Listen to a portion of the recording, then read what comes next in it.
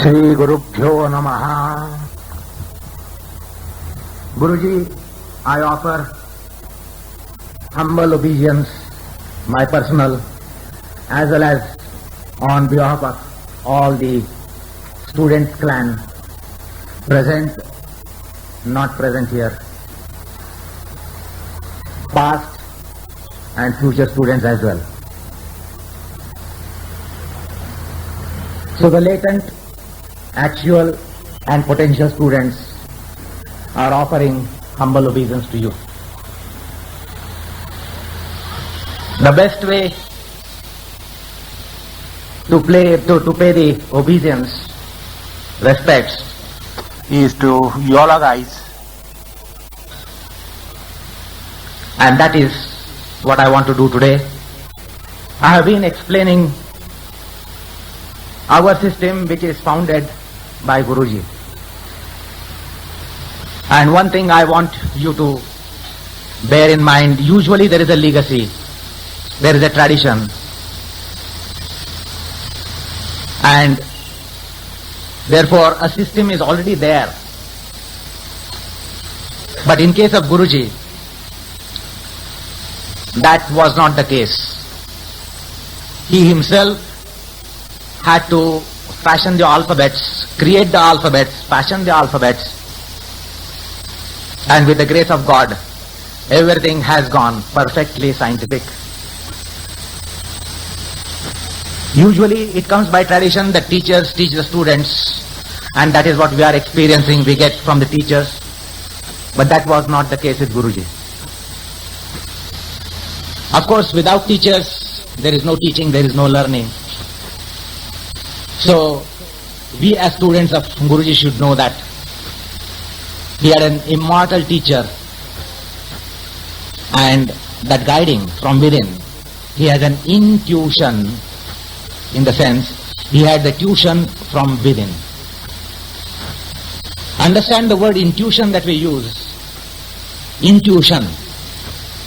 And real intuition is here, that Guruji got the tuition from within, and that's why it's all intuitive.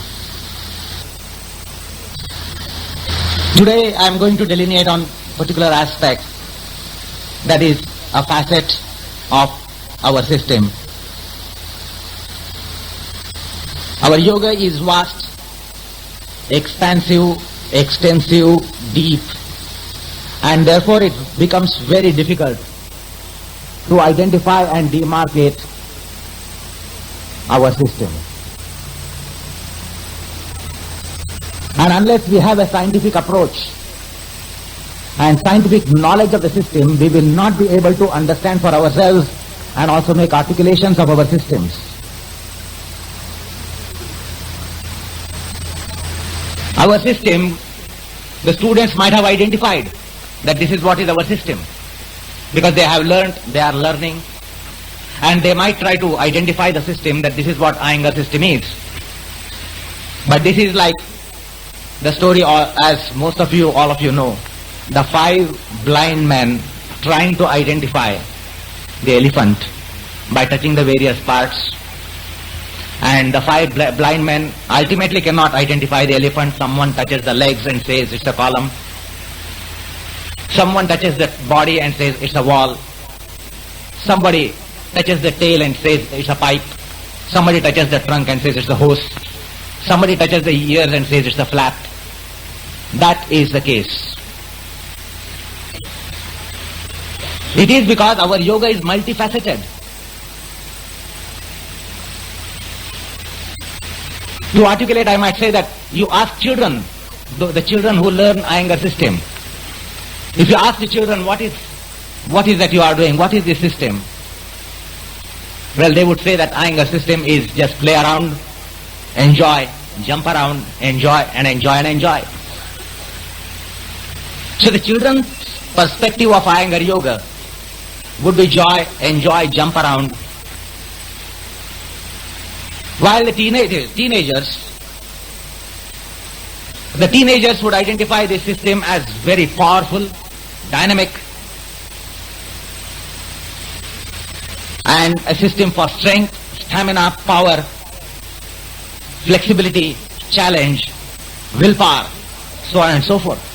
So this is what the teenagers would try to spell out our system. The young ones, the adult ones would think that this is a system for health, vigor, vitality, and longevity. and healthy life. So there are various concepts about our system. Some of them think that this is a system where it is corrective, the body corrective and preservative, preventive. It preserves your health, it corrects your body, it corrects the defects, and also it is preventive, it prevents from the diseases, troubles and problems. So some of them have that concept. Iyengar yoga is to keep physically fit, get corrected if the body has some defects, deformations, limitations.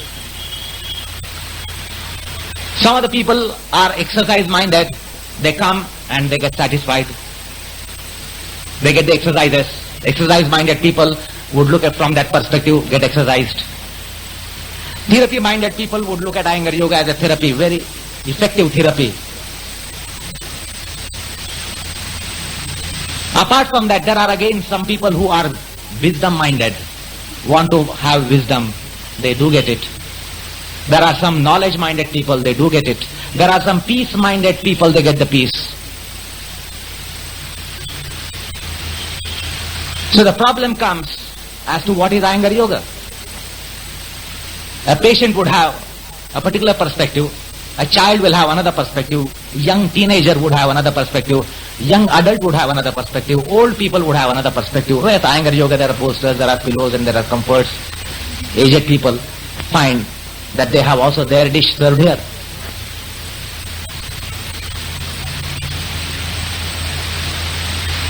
As I said about the patients would think that Iyengar yoga is yoga for patients. There are such many concepts like props. Iyengar yoga is to use the bridges, chairs, benches, wall ropes, this and that. It is irrational to think that it is Iyengar yoga if somebody has got ceiling ropes, somebody has got wall ropes, somebody has got the Vipridandasan bridges, somebody has got the stools of various sizes, belts and various small props, big props, halasan boxes, this and that, all the props that you see around. If another setup has all these props, it is irrational to say that that is Iyengar yoga, that it's an Iyengar yoga institute, because it has all the props which are there in Pune Institute.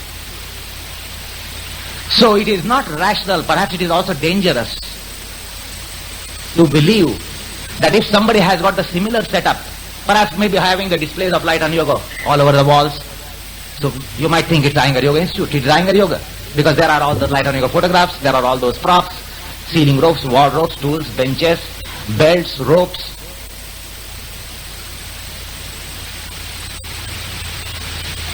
So it is not only irrational, it is dangerous perhaps. Why perhaps? If you little think over it, you will certainly come to a conclusion that it is not proper to identify Iyengar yoga just by looking at these attributary things. That is why we as students must get hold of the essence of it. What is Iyengar yoga? Again, another problem about Iyengar yoga, just now as I told you in the beginning, that Guruji did not get anything by legacy. He had to start from his own alphabets. He had to create alphabets and he had to fashion the alphabets, and he started from there. Therefore, those who did Iyengar yoga in 40s will have a perception of Iyengar yoga. If they have done in 40s, discontinued thereafter, they have a particular perception. They had a particular perception. Because what Guruji was in 40s and 50s, you will not be able to imagine, and I also say that don't imagine. Then, as years passed, the system in 50s was different because it was a process of evolution. So those who did in 40s left off Iyengar yoga thereafter, will be quite blind about Iyengar yoga.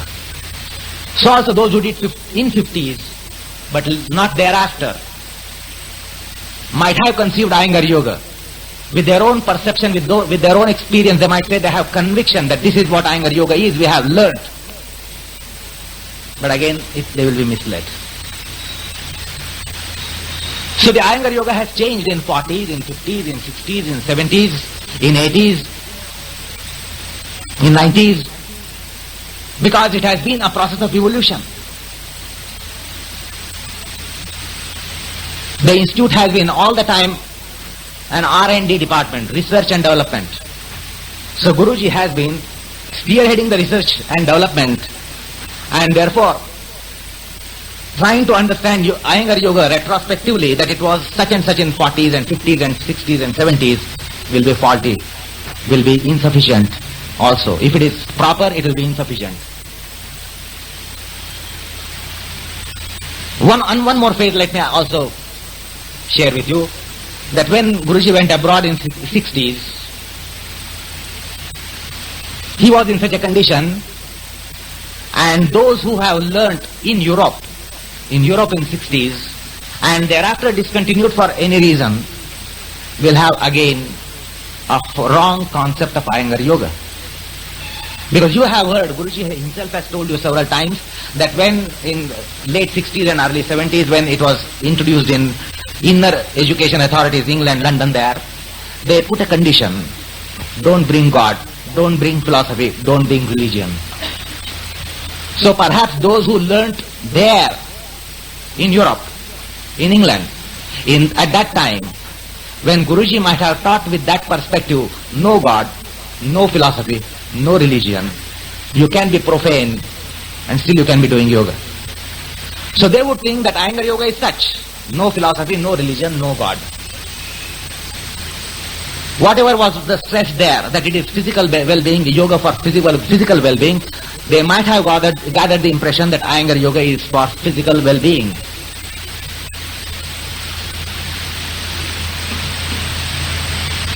So there are various phases. So those who have discontinued thereafter and not had any association with Guruji in 70s, in 80s, in 90s, will have not conceived Iyengar Yoga, although they might have experienced. Unfortunately, experience gives a conviction, and if your experience is wrong, needless to say that you develop wrong convictions. So don't every time go by experiences, because experiences have a lot of subjective aspects influencing it. We follow. The experience is not always objective. The subjective aspects are very much influencing there. I can talk to you, what I talk to you today, if I talk to you the same thing in different frame of mind of yours, you will have different perceptions. When I talk to you when you want, it's one perception. When I talk the same thing when you don't want, it's a different perception. So don't go by experience and don't be depending upon experience so much. Therefore, you require scientific analysis. You require scientific approach in understanding what the system is. Now, you have all heard, even although there is a stress, so-called stress on asanas, pranayama and Iyengar system, you as students should know that even in asanas and pranayamas, it is an integral system. Guruji has several times has said, even in asanas he has brought from ahimsa to meditation. He has spoken, just as you have heard of the technical aspects, the skin, muscles, bones, joints, cartilages, this and that, from feet to crown of the head. Apart from those physical, skeletal, muscular aspects, he has also several times spoken about ahimsa in Trikonasana, satya in Trikonasana, asteya in Trikonasana, ahimsa, satya, asteya, brahmacharya, aparigraha, shaucha, santosha, tapas, swadhyaya, ishvara pranidhan, and also reflection, meditation in Talasana or Trikonasana or any pose. So it is an integral aspect. Because what you are doing, you are not capable of doing meditation, so you are taught meditation in asanas. If you are doing asanas, it is integrated with it. So asanas are not merely asanas, and that is what the system of Patanjali is. They are ashtangas, and they are not 8 steps or stages. Ashtanga Yoga doesn't start with ahimsa and end with samadhi. It is all integral one. Don't think that when it is samadhi there is no ahimsa. Don't think that there are steps, ahimsa, satya, asteya, brahmacharya, aparigraha, shaucha, santosha, tapasya, ishvara, pranidhana, asana, pranayama, pratyahara, dharana, dhyana, samadhi. Don't think that there are steps one after the other. Because in samadhi there is integral ahimsa, there is satya, asteya, everything is integral one, integrated one. They are angas. Therefore you require the philosophical logic. What is implied in the term angas, part of yoga? So the point is that in asanas, Guruji has several times brought right from ahimsa to dhyana, right from skin, flesh, muscles, bones to meditation of the mind. In asanas itself, apart from the body, the skin, flesh, muscles, bones, tissues, cells, fibers, organic body and all the various systems, anatomical system to nervous system, anatomical system, digestive system, respiratory system, pulmonary system, generative system, excretory system, all those various glandular system, all those systems, don't think that only that much is involved.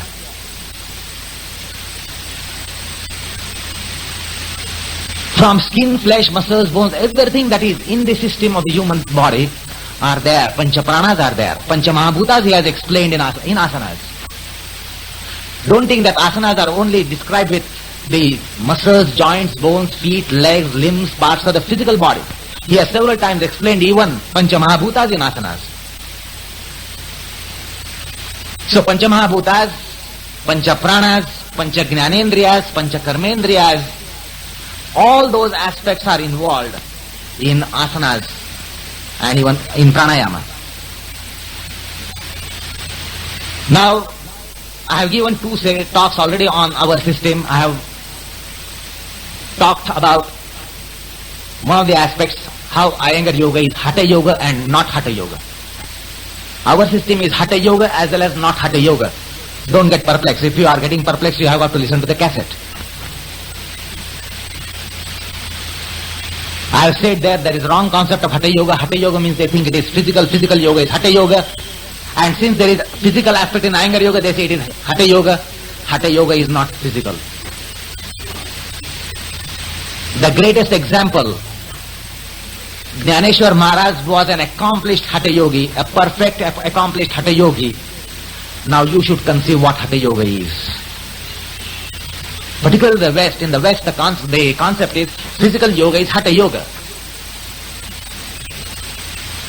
Do you mean to say what Jnaneshwar practiced was physical yoga? He was the greatest Hatha yogi. So you have got to understand what Hatha yoga is. So therefore I have explained there that to some extent there is Hatha yoga and our system, ours is not Hatha yoga. Whatever is integral to our system, Hatha yoga has been taken in. And whatever is not integral to it has not been taken in. But today I am going to stress basically on an aspect. I have told you that you know that there are 4 yogas, Hatha yoga, Raja yoga, Mantra yoga, Laya yoga. I am going to stress on one aspect of Iyengar yoga, the Mantra yogic aspect of our yoga. I will try to impress on your mind that ours is a Mantra yoga.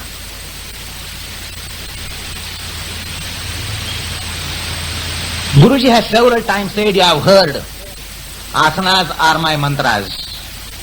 Asanas are my prayers, asanas are my mantras. Has anyone bothered to know what is implied? What is implied when he says asanas are my mantras?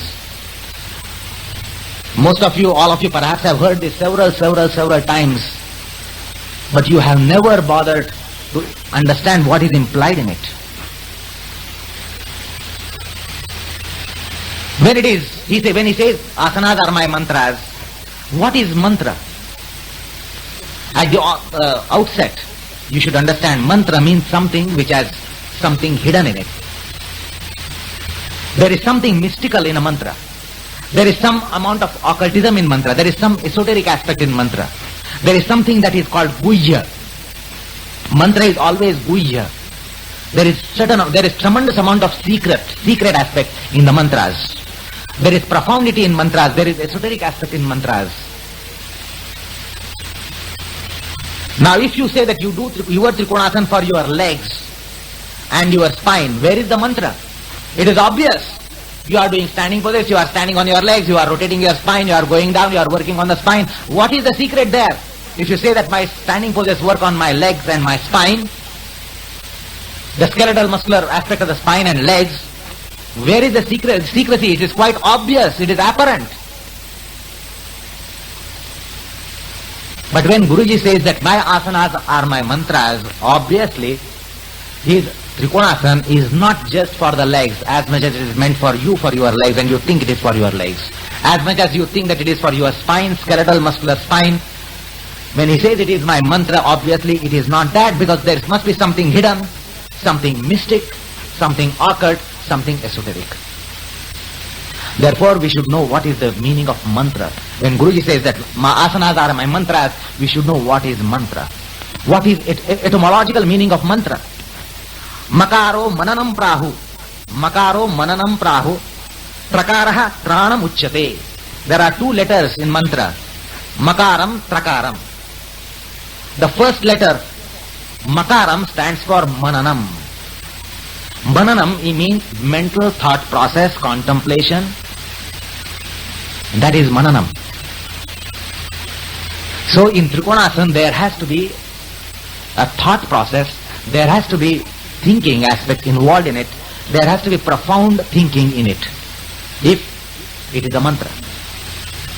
Trakaram tranam uchyate. And that should be, trakaram tranam means savior. The mantra should be savior. Mantra, why do mantra, why are the mantras there? Why are they uttered? Mantras are saviors. So Trikonasana should be a savior. How?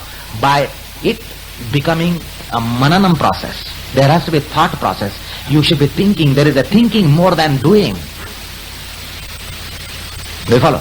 When he says it is mantra yoga, mantra has less to be done, much to be thought, much of mental involvement. So when he says that asanas are my mantras, there is profound thoughtfulness in his asanas. And that is what you are expected to be doing when you are doing Trikonasana. Now just imagine when you do your Trikonasana, how much do you do and how much do you think? And how much do you think and how much you are thoughtful? Because to be thinking is not thoughtful.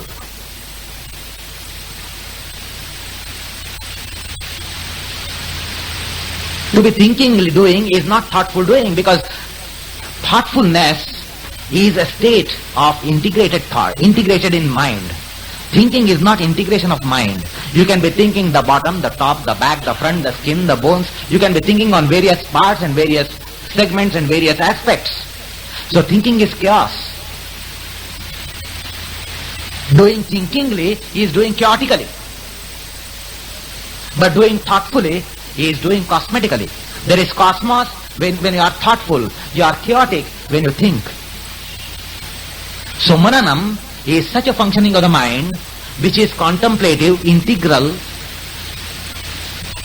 and that's why there is profundity in it. So basically, when he says the asanas are mantras, you have got to learn them as mantras. So there must be something manasika, something bauddhika, something bhavanika. Mantras must have, you have got to understand the meaning of mantras. Patanjali clearly speaks about it. Tad japas tadartha bhavanam. How the japa is to be done. Japa should be done with meaning, profoundly conceived the meaning of it. The japa should be uttered. So when you are doing Trikonasana, you should know the meaning of Trikonasana. What is it? Why are you doing it? What is Trikonasana and why are you doing it? If you are doing for one thing and if the pose is meaning something else, there is no point in doing it. Do you follow? If you are doing Trikonasana for a particular purpose of yours, and if Trikonasana is not for that purpose, if the meaning of Trikonasana is something else, your endeavor is going to be wasteful. Therefore, you must know what is Trikonasana. So there is mental aspect, there is intellectual aspect, there is emotional aspect. All those aspects are involved in the thinking mechanism. before that culminates into a thoughtful state. So before you come to thoughtful state, all those things have to take place. There has to be manasika kriya, bodhika kriya, bhavanika kriya, and a blend of it. A blend of it should evolve to give you the essence of the pose. Another aspect of mantra is an effective sound. Mantra is an effective sound. Without sound there is no mantra. It is not just sound, it is effective sound. And again there is mystic aspect. See, if you want to go to Bombay, taking a train like Deccan Queen is not a mantra. Anyone can board the train and go to board the Deccan Queen and go to Bombay. But then what is mantra aspect? If there is something mystic aspect, that is mantra. If you are able to go to Bombay without taking Bombay Road, without taking Bombay track, without taking aviation route, if you reach Bombay, that is mantra. Going through the railway track is no mantra. Going through the road to Bombay is no mantra. Taking the aerial route, aviation route is no mantra. Have you ever bothered to understand if Trikonasana is a mantra? In what way should it be a mantra and what should it be giving? If Trikonasana gives you tone of the leg muscles and tone of the back muscles, what is the mantra there? After all, you have done for your legs and done for your back. Where is the mantra aspect? You have got to strike something beyond the realm of physical phenomenalism. Then it is mantra.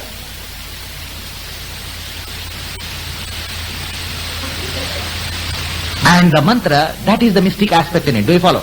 When we say that this is the mantra of it, that means there is some mysticism in it. So that is, there is some mysticism in Trikonasana, Tadasana or any pose that has to be explored if you are an Iyengar student.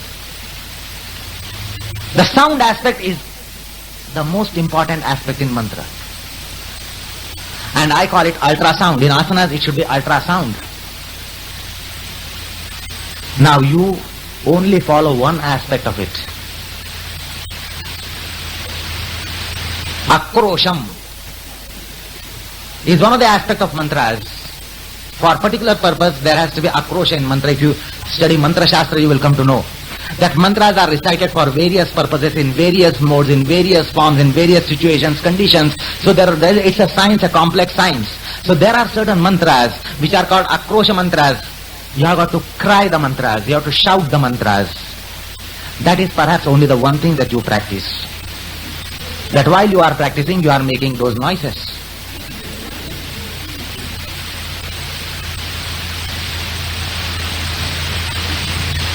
So, the joke apart, what you have got to explore, mantra yoga aspect of our yoga, is that you have got to hear the pose.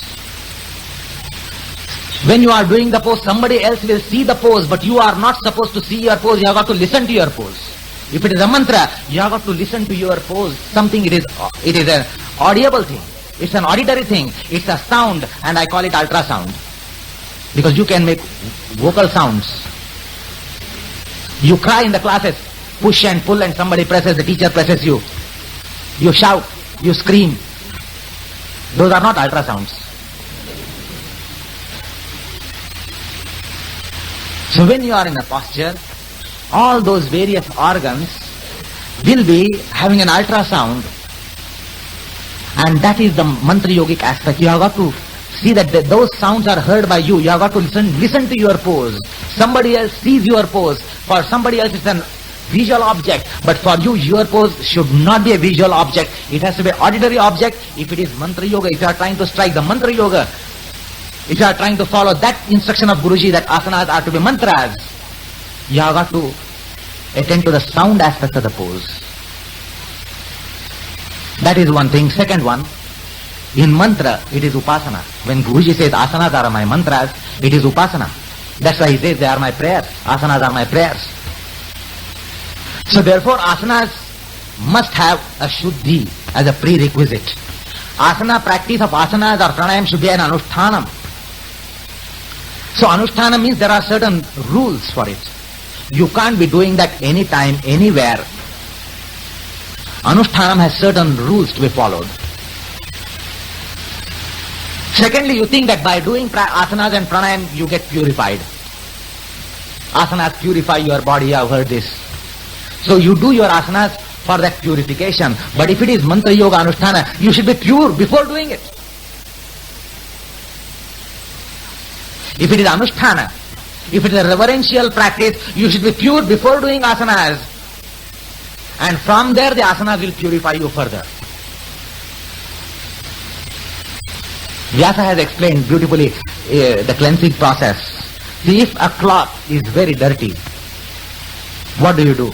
You first strike it against something hard, or you shake it heavily. So whatever dust is there is thrown out, and then you put in a soap water. If the cloth has so much dust collected in it, and if you straight away put in soap water, you spoil the soap. And if the spoiled soap is not going to clean your cloth. So how do you clean a very, very dirty cloth? You don't straight away put into a detergent. You first apply the external things, grosser things, you strike it against a stone. And then you put it in soap water. So you all practice asanas to become pure. But if you are trying to follow Guruji in that aspect, that it should be mantra yogic, you should be pure before doing it, before starting it. So at least rub off of that dust from the cloth of the body, cloth of the mind, cloth of the intelligence, cloth of the emotions, and then get the detergent working on it. What is the point in spoiling the soap before it cleans the cloth? So when he says it is anushtanam, you should be pure before it. Don't wait to become pure by asanas and pranayam.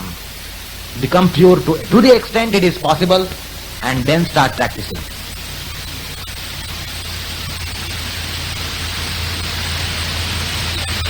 Because there might be some who think that yoga is the first thing I do in the beginning in the day, and therefore perhaps might be doing something on the bed itself. In that case, it is not anusthana. You might strike something else, you will not strike this particular aspect which Guruji has stressed upon. Secondly, in mantras, there has to be a replication. Mantras are repeated. So for example, if Trikonasana is a mantra, now if you and me do Trikonasana, what do we do? What do we do there? We do Trikonasana, stay in Trikonasana, and what is our japa? We are very sincere students, tremendous intent, tremendous sincerity, and we are totally involved in doing it. What do we do?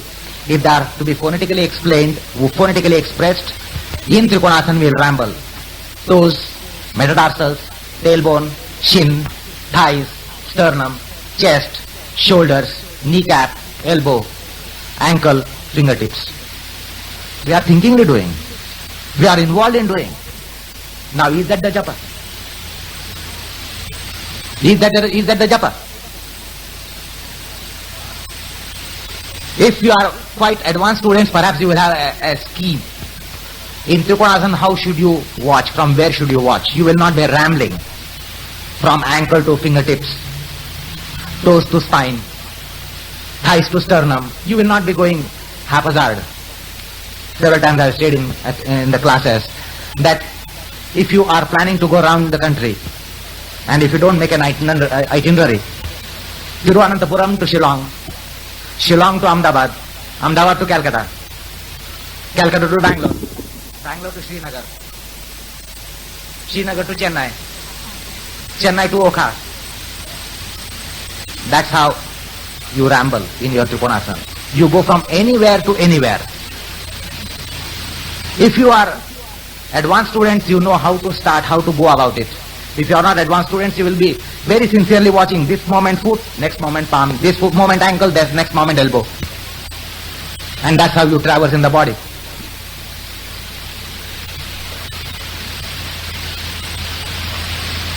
Secondly, if you do your Trikonasana, if you stay in your Trikonasana,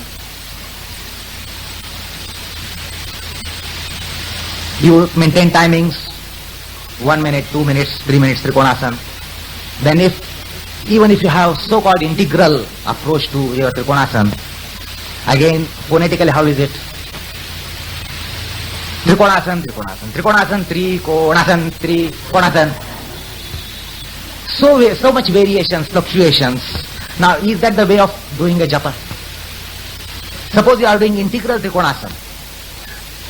The intensity of it, intensity of it is so spasmodic. If phonetically, as I said just now, teacher shouts Trikonasana, next moment Trikonasana. Teacher is here, Trikonasana. Here, this man, Trikonasana.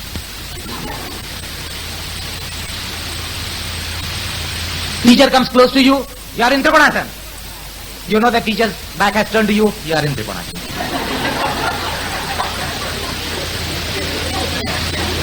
This is the japa pattern. This is the pattern of japa that we do in our practice. Now, if it is to be Guruji's Trikonasana, it will be a sustained one. Trikonasana, Trikonasana, Trikonasana, Trikonasana, Trikonasana, Trikonasana, Trikonasana, Trikonasana. That is how his japa will be. So you have got to understand, if you are practicing, how should you practice? If it is to be a mantra yogic aspect of Iyengar yoga, mantra aspect of Iyengar yoga, you should know how it has to be done. So every moment, it should be replication. Every breath, Guruji's Trikonasana will be a replication, ditto replication. In our case, it is not that. And therefore, we must strive that we get the ditto replication, breath by breath, moment by moment and breath by breath. That fluctuation should not be there. Such a japa cannot be performed. Apart from that, it is not just replication. What is another aspect of japa? Japa has the tone aspect. Japa, because of the mananam, because of the bhavana, there will be a tone aspect. When you speak emotionally, you have a tone. When you are angry, you have one tone. When you are overcome with some obsession, attachment, you have another tone. You have aversion, you have yet another tone. You can be uttering the same statement, same sentence differently. You do utter differently, same statement, same sentence, because of different state of mind. So the bhavanas also have governance over your tone. So if it is a mantra, there has to be tone. So in Guruji's Trikonasana, it will not be just prosaic repetition, just as I said. Trikonasana, Trikonasana, Trikonasana, Trikonasana, Trikonasana. That's the prosaic aspect will not be there, because there are bhavanas, there is mananam. Because he has the meaning of Trikonasana in him, he has some bhavana behind it. It is an upasana, he is worshipping it. It's a prayer, obviously, that will have tone. The Trikonasana will have tone. Trikonasana will have musicality. It will have melody, it will have symphony, it will have harmony. That is how the upasana mantras are to be recited. Say for example, the mantra Shri Ram, Jai Ram, Jai Jai Ram. Prosaic repetition of it is one thing. That you and me, who do not have profound devotion for Sri Rama, will be repeating it for some reason. Somebody says, repeat every day 1000 japas, we will be doing Shri Ram, Jai Ram, Jai Jai Ram, Shri Ram, Jai Ram, Jai Jai Ram, Shri Ram, Jai Ram, Jai Jai Ram. Now if this is recited, same mantra is recited by someone like Sri Ram Dasa, because of the emotions behind, because of the bhavanas behind, naturally it will have a different tone. So therefore, when Guruji does Trikonasana, it is not this prosaic which I just now said. Because of the bhavanas, it will have musicality, it will be harmony, it will be symphony, it will be music. It will be body, it will be music of the body, mind, breath, and every aspect in that embodiment. Now if this japa is done, suppose I take a mala in my hand and go on saying Shri Ram, Jai Ram, Jai Jai Ram, Shri Ram, Jai Ram, Jai Jai Ram. I have mala in my right hand, I have a remote control in my left hand, I have a TV in front of me, and I am going through the channels. I am going through the channels and moving the mala here. muttering Shri Ram, Jai Ram mentally, or mouth moving, but I am using the remote control for the TV and going through all the various channels, 100 channels in the TV. Now if I do my japa like this, and if you see, what would be your reaction?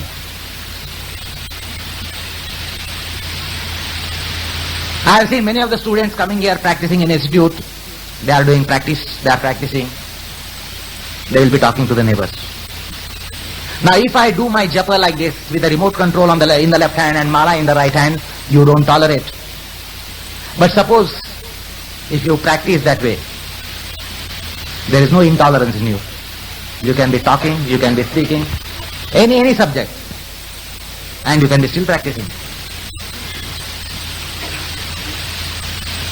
So when Guruji says that there are mantras, you should know there is some discipline, not just discipline, there is not just regimentation, there is some bhavanik aspect, there must be bhavana behind it.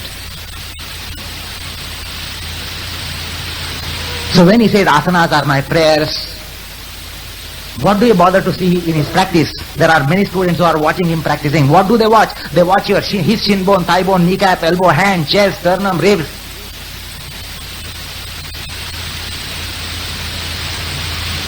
And they only hear he saying that asanas are my prayers. So therefore, as I said, asanas for you are not visual things. It is a mantra. If you are practicing on that paradigm, it should be something to be heard. And this mantra, now just as I said, you can't tolerate mala in this hand, muttering Shri Ram, Jai Ram, Jai Ram, Jai Ram here, remote control in the hand, eyes looking at the TV. Is that integration? So when it is a mantra, when he is doing his practice as mantra, it is not just that he is mentally repeating Trikonasana as a mantra. It is a mantra where it is integrated, body in the mantra, mind in the mantra, senses in the mantra, cognitive aspects in the mantra, prana in the mantra, prana, apana, vyana, udana, samana, naga, kurma, kukra, devadatta, dhananjaya, all those 10 pranas, 5 sub-pranas, all the pranas in mantra. All those millions and millions of cells in the mantra. That is what is mantra, anusthana.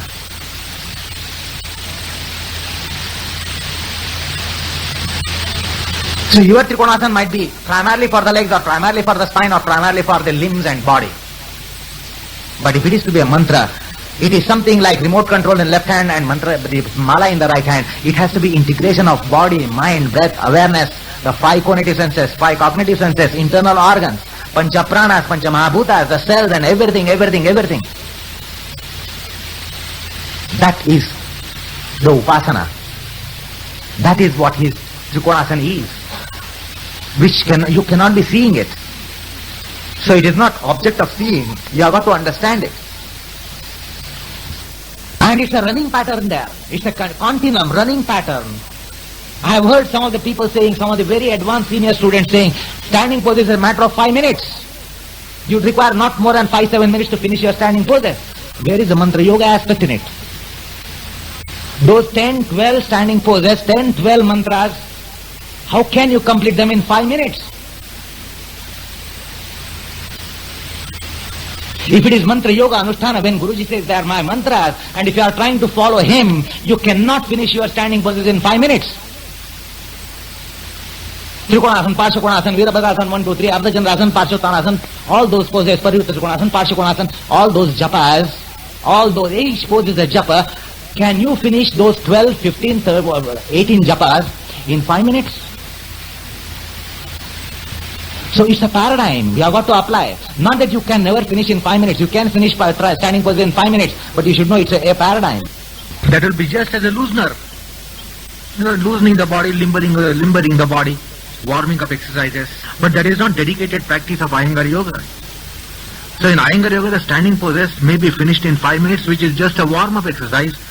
But that is not standing poses, that is not practice of standing poses. And the same standing poses may be done for half an hour, 45 minutes, 1 hour, 1.5 hours. Where essential aspect will be practiced, where you can be doing those standing poses as japa. In Iyengar Yoga, the standing poses may be finished in 5 minutes, but doing standing poses or finishing standing poses in 5 minutes is not Iyengar Yoga. As I said, Iyengar Yoga it caters for everything, every need. If somebody has only 5 minutes for standing poses, well, you can. In Iyengar Yoga, you can have a dish of standing poses which can be finished in 5 minutes, but don't characterize that as Iyengar Yoga. To know all the various available paradigms of practice. So if it is a mantra yogic practice, you cannot just go through standing poses in 5 minutes. And it's a running pattern. If it is a Trikonasana, it's a running pattern as long as you stay in the pose. Breath by breath, moment to moment, moment by moment, it is a replication. Now what is involved in that running pattern? Tvak, charma, mansa, meda, asthi, majja, vak, pani, pada, payo, upastha, chakshu, shrotra, jivva, ghrana, tvak, prana, pana, vyana, udana, samana, naga, kurma, krukra, devrata, dhananjaya, prithvi, tej, vayu, akash. All those are having a running pattern. It is not just skeletal muscular Trikonasana of the tissues, hard and soft tissues and muscles and joints and bones. It has to be in all those aspects. Then it is Anusthana. Just as you don't tolerate my mantra japa, mala in one hand and remote control in the other hand, that is a disintegrated practice. Similarly, if you are doing only on skeletal muscular aspects, it is disintegrated. And it is not mantra yoga Anusthana. You have got to have integral. The coordination of integration for it to become a mantra by itself. Because mantra should be uttered not by just the mouth. Your mind, your intelligence, your senses, your body, everything should vibrate with mantras.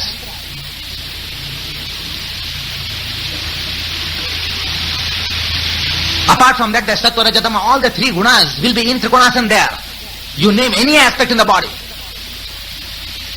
Everything will be in Trikonasana for that length of time.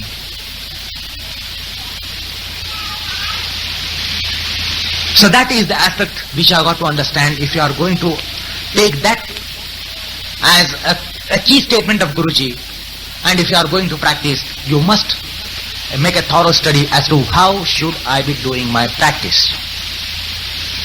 If it is going to be mantra yogic aspect, if it is mantra yoga, what are the requisites? How should I integrate the factors for it to become a mantra yogic sadhana? Then as I said, our system is very difficult to identify because it has varieties of things. You have experience in classes that, you have almost a lesson in anatomy, physiology. At times you have lessons in psychology. At times you have lessons in philosophy. At times you have the lesson in religion, adhyatma, jnana, dhyana, karma, bhakti. Everything is integrated there.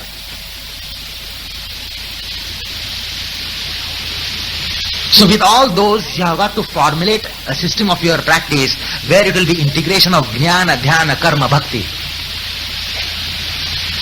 And not just the knowledge of anatomy, physiology. There must be psychology also, you must know, because the mind is involved. So yoga has a psychology. So you have got to know that that also should be an aspect of your study.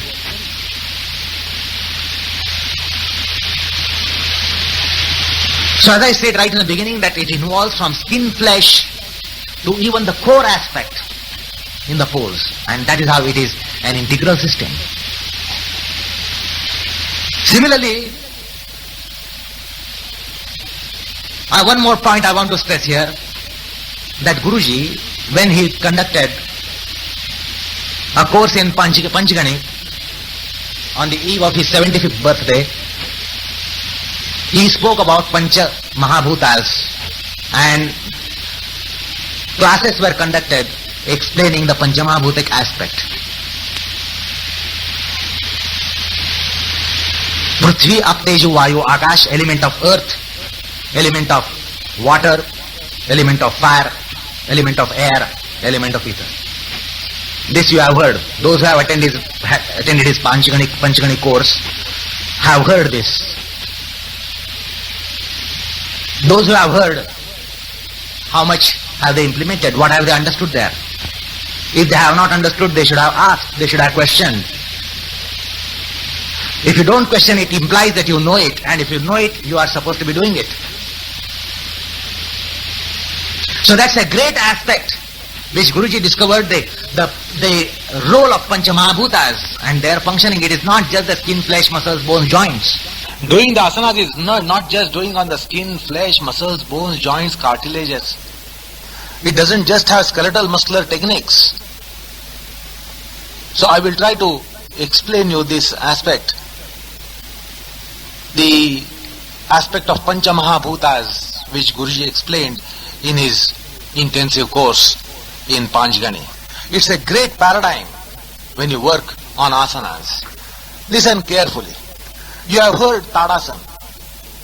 You have heard Shirshasana. You have been taught Tadasana. You have been taught Shirshasana, where the teachers repeatedly tell you about the stretching of the legs, position of the legs, action of the feet, ankles, calf muscles, knees, quadriceps, back thigh muscles. The teachers explain you about the ankle joints, the knee joints, the hip joints. Tadasana and Shirshasana, they are taught alike. They are explained alike. They are explained similarly, identically. The teachers repeatedly say the same thing. Stretch your shin, stretch your calf, stretch your back thigh muscle. Keep the thigh tight, keep the thigh firm, keep the shin straight, rotate the femur, rotate the thighs, rotate the quadriceps. So the same thing is said whether it is Tadasana or whether it is Shirshasana. Therefore you have a notion, the Tadasana of Shirshasana. So you try to bring in that Tadasana in Shirshasana, you try to bring that Tadasana in Sarvangasana, you try to bring in that Tadasana in Adho Mukha Vrukshasana, that is full arm balance. But you will not know the difference in it unless you understand this paradigm of Panchamahabhutas. There is a big difference. There is a big difference in the same action of the legs. Although it technically seems to be one and the same action in Tadasana, Shirshasana, Sarvangasana, full arm balance. Wherever the Tadasana comes, we think that it is all emulation of Tadasana. But there is a big difference, and that big difference will be only understood if you understand this paradigm of the five elements. Now let us take here example of Tadasana and Shirshasana. Imagine Tadasana, Shirshasana. Visualize Tadasana and Shirshasana side by side. The teachers say the same thing. Turn the femur, turn the quadriceps, keep that quadriceps tight, keep the shin tight, keep the calf muscles tight. So the stretch and rotation of the legs is identically articulated whether it is Tadasana or Shirshasana. So the same things are said. As far as articulation is concerned, same things are said, but you are not supposed to be doing the same thing. You cannot do the same thing. And that too, not just because Tadasana is upright and Shirshasana is topsy-turvy. Not because Tadasana is upright and Shirshasana is inversion. What you have to understand here, that in Tadasana, there is preeminence of element of earth in the legs. When you are doing Tadasana, upright position, there is preeminence of element of earth in the legs. The element of earth in the legs is pranikized in Tadasana. Do you follow? Listen carefully. In Tadasana, the element of earth is pranikized in Tadasana. But when it is Shirshasana, it is element of fire. It is element of fire which is pranikized. It is because in Shirshasana, the legs are accessed by the spine. The spine governs the legs. The spinal energy flows to the legs. But so much access of the spine on the legs is not there in Tadasana. In Tadasana, to stretch the legs or reinforce the legs, you don't have to work so much on the spine as much as you require to work in Shirshasana. The spine is governor in Shirshasana. If in Tadasana the legs are foundational, then you have to understand that the legs in Shirshasana are somewhere in the spine. The dorsal spine, the shoulders and dorsal spine play a foundational role in Shirshasana. So although compared to Tadasana, you have the same positioning of metatarsals, tarsus, inner ankles, shin, knees, quadriceps, femur, Still there is big difference, there is cellular difference, there is constitutional difference. In Tadasana, element of earth is pranikized, while in Shirshasana, the element of fire in the legs is pranikized.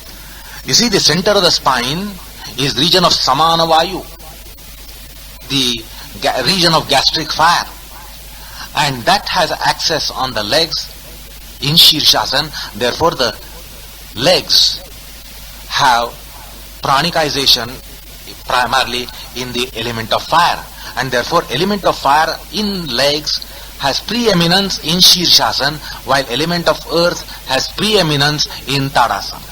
You should know that science of yoga says that the Samana is the one, Samana Vayu is the one which regulates the fire. Samana Jaya Jwalanam is the Yoga Sutra. You should recall in the 3rd chapter. In short, in Tadasana, the legs are pranikized. How? Element of earth in the legs are pranikized. In Shirshasana, in the same legs, element of fire is pranikized. Now let us imagine Sarvangasana side by side. When it is Sarvangasana, technically, you will be doing the same. Trimming the legs, quadriceps, biceps of the legs, kneecap, shin bone, calf muscles, ankles, metatarsals, tarsus, because you try to emulate Tadasana in Sarvangasana. But in Sarvangasana, it is a different constitution of the legs. It is not element of earth in Sarvangasana. It is element of air in Sarvangasana. It is not also element of fire like it is in Shirshasana. Because in Shirshasana, the spine has a peculiar role on the legs, while such a role of the spine on the legs is not there in Sarvangasana. The spine has inhibition in Sarvangasana compared to the spine, energized, electrified spine of Shirshasana. So in Sarvangasana, you will not get the access to the legs from the spine as you get in Shirshasana.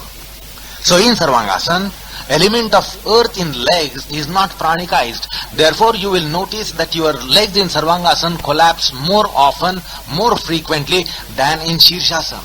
So also the legs will collapse more often in Sarvangasana than in Tadasana. In Tadasana, you can maintain the legs firm for longer time. You can maintain the legs in Shirshasana for longer time. You can maintain the firmness of the legs in Shirshasana for longer time, but you cannot maintain the firmness of the legs in Sarvangasana that long. It is because fugitive air, principle of air, element of air is energized in the legs, pranikized in the legs. That is why the legs in Sarvangasana are constantly undergoing change. They are fugitive, they are unsteady. The legs will be unsteady. You will trim them and they will stay trimmed for a moment. They won't stay longer. It is because the fugitive air, element of air is governing the legs in Sarvangasana. That is why your legs are unstable in Sarvangasana, or at least they are less stable in Sarvangasana compared to the legs of Shirshasana and Tadasana. The legs are also thicker in Sarvangasana. They are not as sharp as they are in Shirshasana or in Tadasana. So because of the preeminence of element of air in the legs in Sarvangasana, the legs are fugitive. Because the nature of the air is to be fugitive. The legs are fluctuating in Sarvangasana because the nature of the air is to fluctuate. You should know the element of air is chanchala, fugitive. And that's why you have fugitive legs in Sarvangasana. You see, you can't freeze air. You can freeze water. The water can be made solid, earth is solid, but you cannot make the air solid. Therefore, the legs are unsteady in Sarvangasana. So although the teacher's language is same in trimming the legs, whether it is Tadasana or Shirshasana or Sarvangasana or full arm balance, your action will not be same, cannot be same, because in those different postures, different elements get the preeminence in the legs. So therefore, just one action like tightening the quadricep would be different because of the element management. Different elements get the preeminence, so therefore just the tightening of quadricep is different in Tadasana than in Shirshasana, than in Sarvangasana, than in full arm balance. Now I told you about Shirshasana legs. Let me tell you one more finer point. Now suppose Shirshasana is preceded by back arches, Urdhva Dhanurasana, or Viparit Dandasana. If you do intense Urdhva Dhanurasana and Viparit Dandasana, the back bends, the back bending postures, backward bending postures, the element of fire is triggered quite substantially in the legs because the back arches work on the spine. And therefore, the element of fire would be triggered in the legs, or as a matter of fact, in whole body.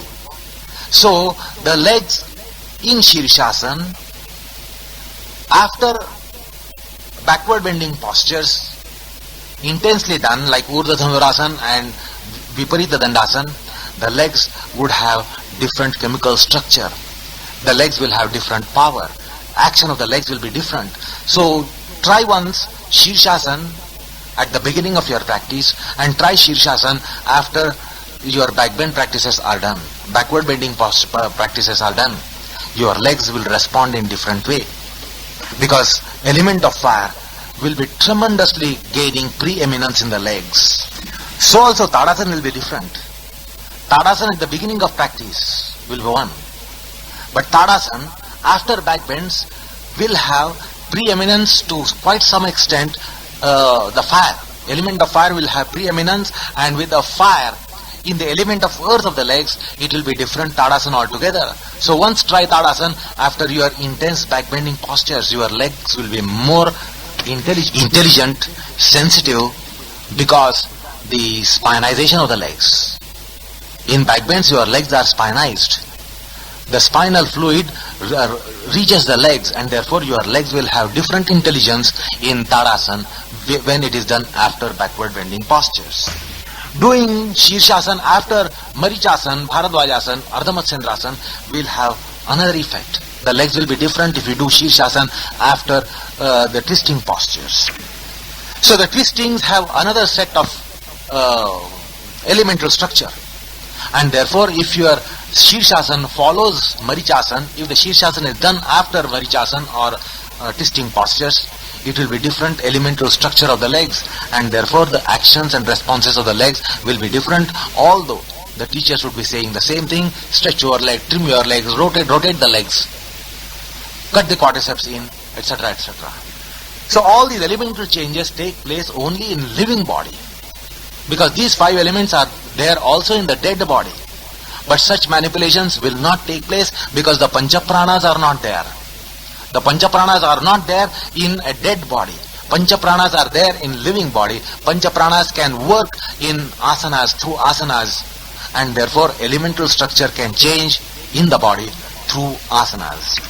So if you want to implement the 5 elemental aspects, if you want to introduce that paradigm in your practice, it is only through Panchapranas that you can activate those 5 elements in different postures, in different way.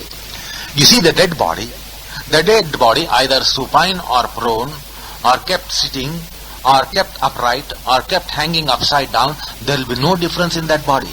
But living body will have change, because the Panchapranas would work differently in those different positions.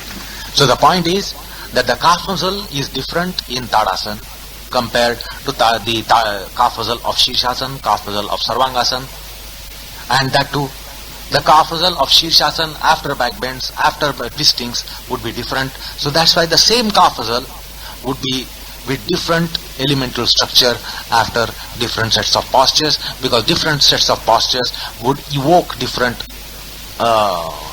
pranas. Different pranas would be influencing the legs. Pancha pranas would be influencing different elements in the legs, and that's how this same calf muscle would be different in various postures.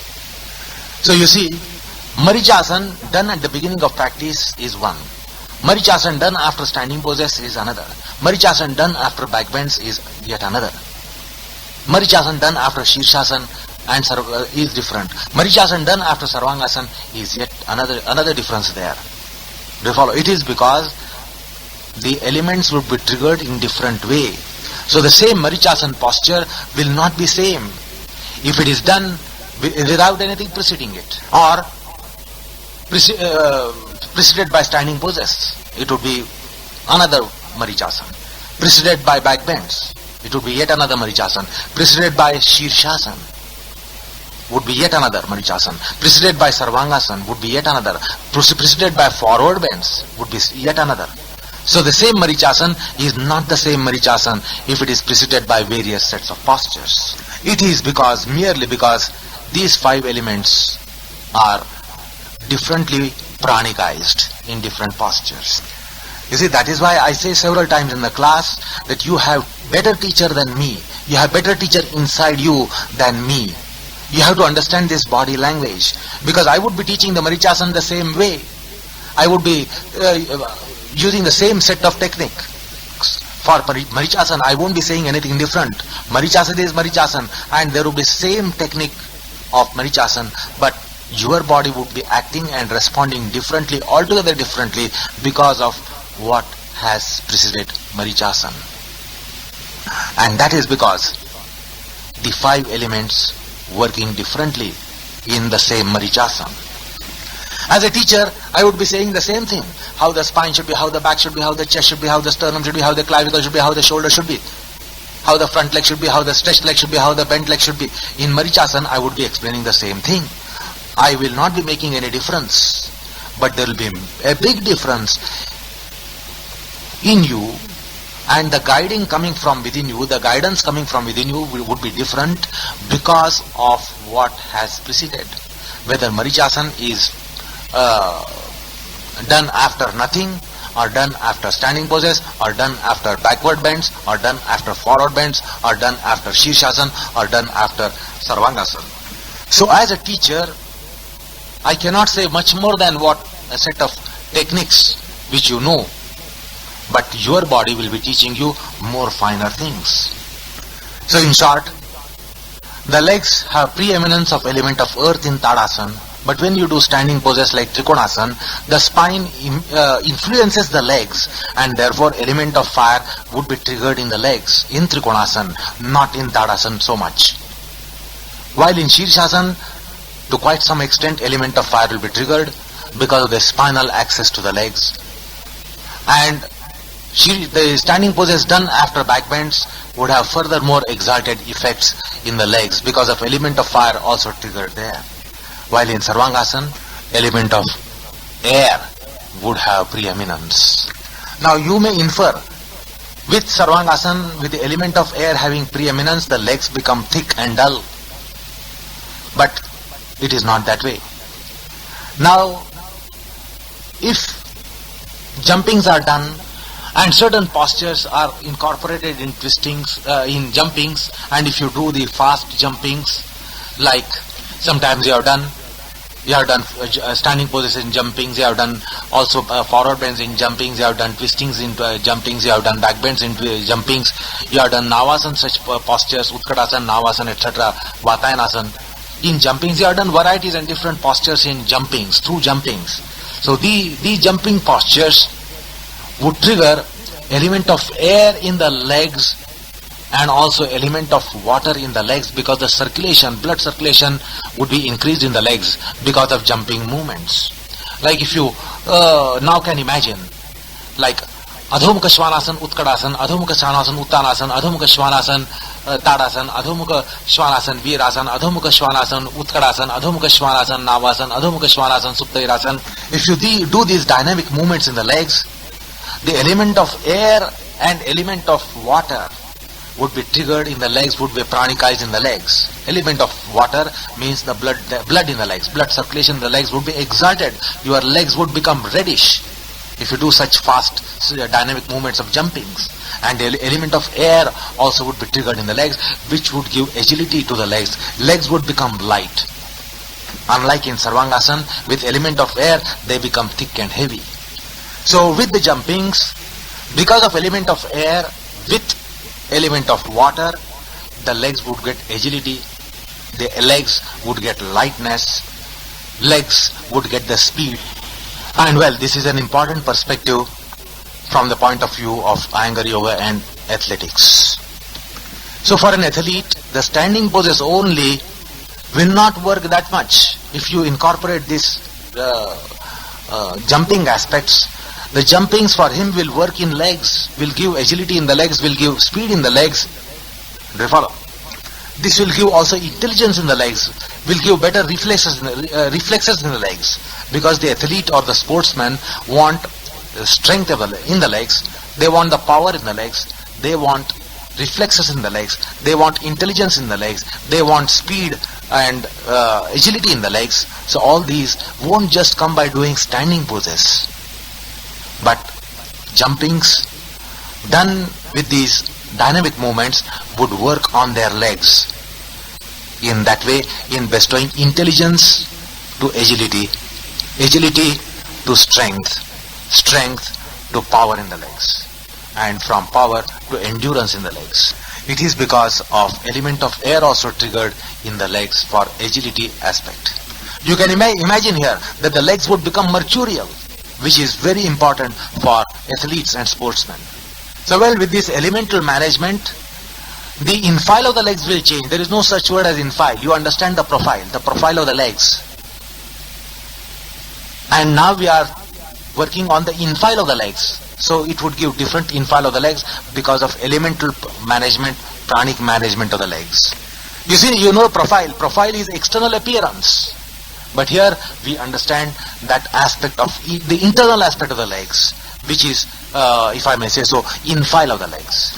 Hope you have some crystallization of these elements, Prithvi, Ap, Tej, Vayu, Akash and asanas. Let it be as it may. Now let us proceed to the mantra yogic aspect of it. Let us continue the mantra yogic aspect of asanas. So as I said, in mantra you have got to see that the cells are, everything is involved, from the cells and neurons and everything that is in the body, not just physical but every aspect that yoga physiology describes. Pancha pranas, pancha mahabhutas, pancha upapranas, not just those systems which the medicine describes. That is not the whole human being.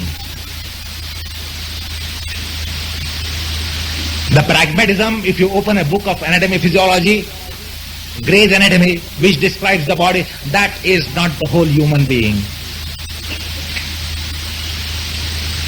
Because they do not know anything of the five elements and the five pranas and five upapranas. So if you trigger these pancha pranas can work in different permutation combination to give you the different facets of the pose. That's how your profundity in Trikonasana will improve. If you just do 50 years of Trikonasana, you will not improve the bit, if I may say so. Sorry to offend you.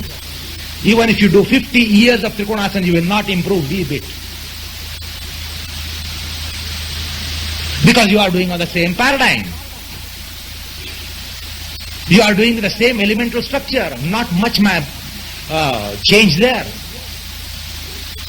So if you want to know the Trikonasana profoundly, because mantras have profundity, Mananam must have profundity, and if you want to get profundity, you must learn Trikonasana preceded by all those poses which can precede, not all the poses. Anything cannot precede anything cannot follow anything. You know this aspect about in the sequencing aspects. But you should know what can precede what.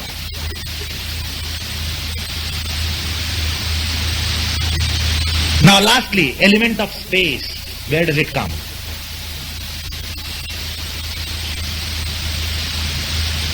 Element of space will subsume your legs. Why the legs? The whole body in Shavasana. Because that's the subtlest element. That's the subtlest element. And Shavasana is the finest pose. The finality will reach the culmination. Asanic culmination will take place in Shavasana. And in Shavasana, your body will be primarily under the influence of Akash Tattva. Now your hands are relaxed. You call them relaxed. They are not relaxed. Now these hands and your hands in Shavasana after profound Shavasana, 10 minutes, 15 minutes, are they same? They cannot be same. But today's scanning technology will not reveal anything. I do not know what is high-tech there. If the scanning is taken of your hands now, a scanning taken in Shavasana, you yourself can understand the difference. Everything will be changed. The chemistry of the hands will be changed.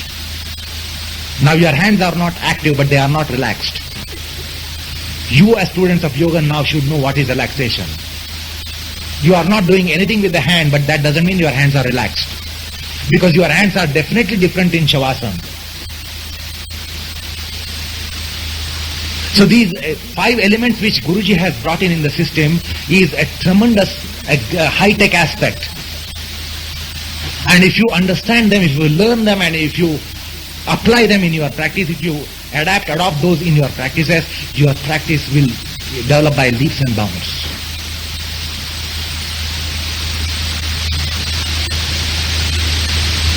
That was a great discovery by Guruji when he spoke about the 5 elements.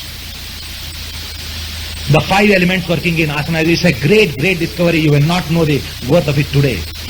But you have got some glimpses that the Trikonasana can be different because of different constitutions given by the prana.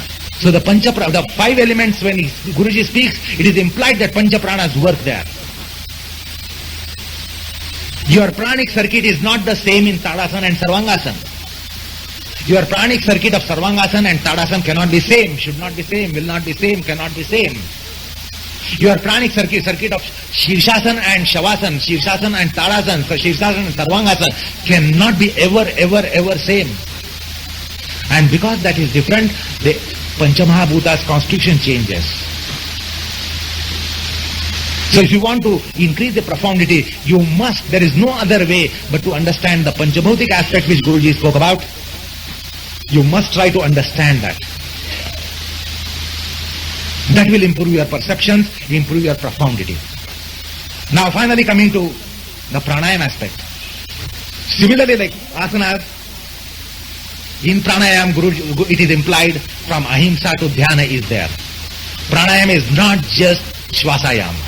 For Guruji, pranayama is everything from ahimsa, satya, asteya to dhyana. If asanas include ahimsa, satya to meditation, what is the difficulty in having them incorporated in pranayama? As a matter of fact, they will be much more pronounced. Your ahimsa will be much more refined in pranayama. Your himsa will be also, if you do wrongly, will be much more pronounced than your himsa in asanas, because it works on a finer plane. So just as you have got to take care, the ahimsa aspect, satya asatya aspect, steya aspect, in asanas, you must be doubly careful about it in pranayama. Have you ever bothered to look at pranayama from that perspective? Key word of Guruji in pranayama, it's really a aphoristic word. He says irrigation. Pranayama is irrigation. Now if it is irrigation, it cannot be filling. What do you do in your pranayama? You fill your lungs and you empty your lungs. Filling a tank is not irrigation. Filling a tank is not irrigation. So if you fill your lungs in pranayama, it is not irrigation. If it is not irrigation, it is not pranayama according to Guruji. So it's a word which has tremendous meaning compressed in it. You have got to spell out. Irrigation, the spelling is not as you know it, I-R-R, I-G-A-T-I-O-N. If it is irrigation in pranayama, it is not just I-R-R-I-G-A-T-I-O-N, it has a different spelling. Whereas your pranayama, you fill your lungs. Even if you fill the tank very slowly, it is not irrigation. There is no question of irrigation in a tank. The tank is meant to be filled. But when Guruji says that pranayama is irrigation, you should know that your lungs are not containers. The lungs are not the tank of air. They are not tank of prana. They are not tank of breath. Because when it is a tank, there is no question of irrigation. And if he says that it is irrigation, you cannot be filling the lungs when you inhale slowly or with a thick inhalation. So irrigation has a scheme. Irrigation has a scheme to see that the whole field, and particularly pranayama, the field here is not two-dimensional.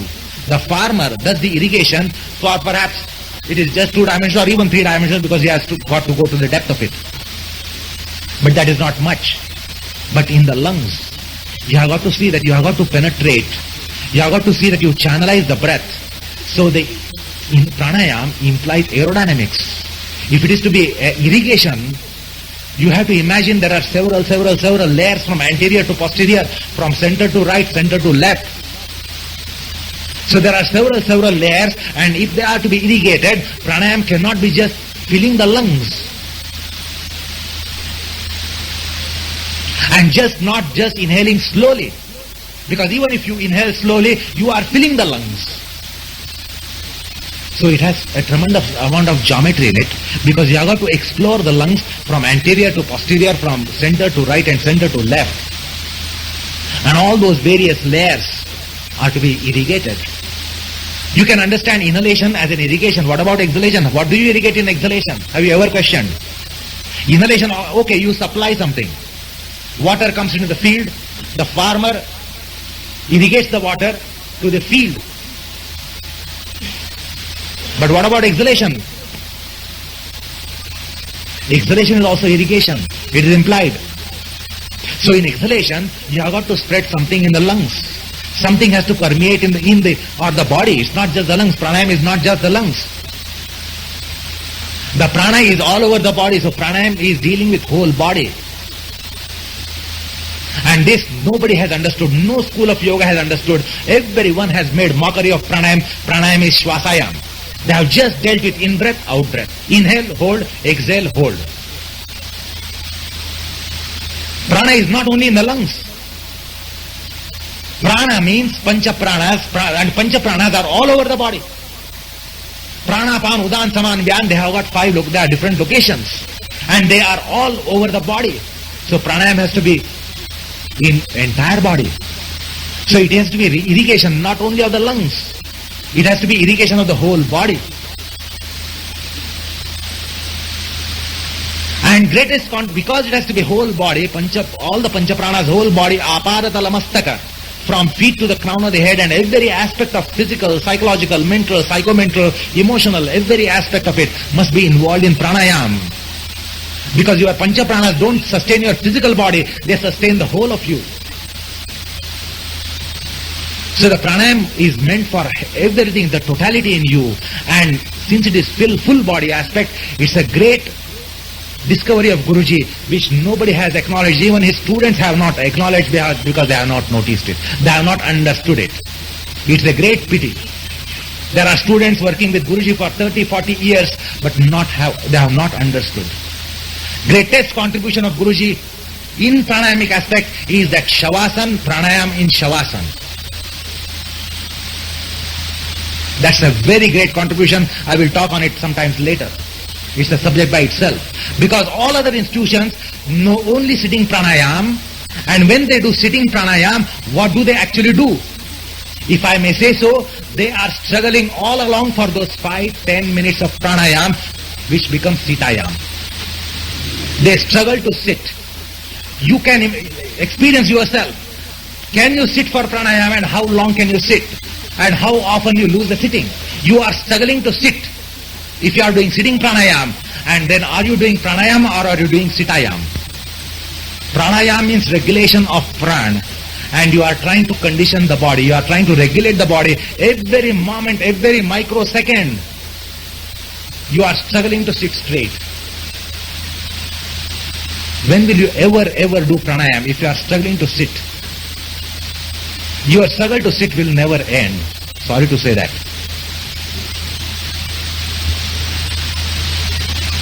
Because you have got to reach a hierarchy to overcome that limitation. As it is today, you will never ever overcome your plight to sit in pranayam. Because pranayam again cannot be of 2 minutes and 3 minutes. Their pranayam is only for 2 minutes because they cannot sit more than 2 minutes. Nobody can sit for more than 2-3 minutes. So therefore they say restrict pranayam 10 cycles, 8 cycles, 5 cycles. They have made mockery of pranayam. And because of Shavasan, you are able to do it. Otherwise pranayam is spinayam or sitayam. It is never pranayam. And with sitayam and spinayam, they do shvasayam. It's the greatest mockery. It really pains the purists. They teach about the higher pranayamas like Surya Vedan, Chandra Vedan, Nadi Shuddhi, etc. It's all mockery. Inhale through one nostril, exhale through other nostril. They think that whole nostril is a nadi, which is a great travesty. Whole nostril is not a nadi. Nadis are in the nostrils.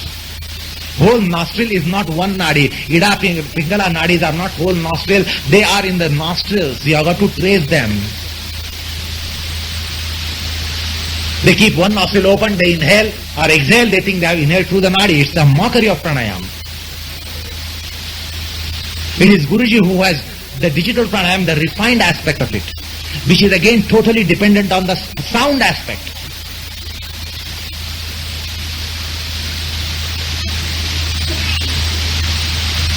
So, Guruji's contribution in pranayam, particularly digital pranayam which he has taught, is the one which is really pranayam. All others are making mockery of it. And the greatest contribution, sometimes later I will speak about it, the contribution of Shavasana in your learning of pranayam. Nowhere you go to any school, pranayam is not at all related with Shavasana. Whereas pranayam is taught by Guruji. He started teaching pranayam in Shavasana because there is no plight. You don't have to do anything like Sitayam. And with that you can at least do some pranayam. So these are the two great aspects. Irrigation, it's a word needs to be interpreted. It's a laconic word.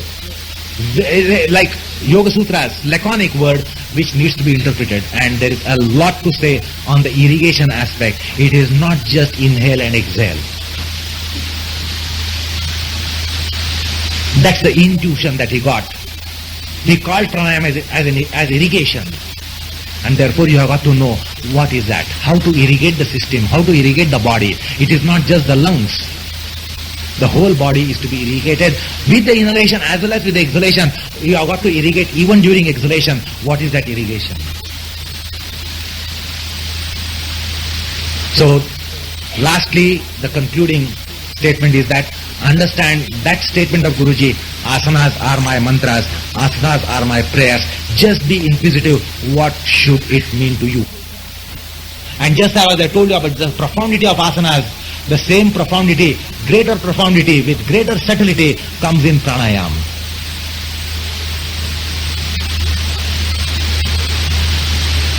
It is in pranayam that the whole cosmos is brought in this embodiment and you deal with the cosmos within you. It is possible because it is irrigation and all those aspects. Because of the profundity there, you are able to deal with the all aspects there. Annamaya, Pranamaya, Manomaya, Prithvi, Aptej, Vayu, Akash, Prana, Pan, Udan, Saman, Vyan, Naga, Kurma, Krukar, Deva, Dhananjaya. Pancha Jnanendriyas, Pancha Karmendriyas.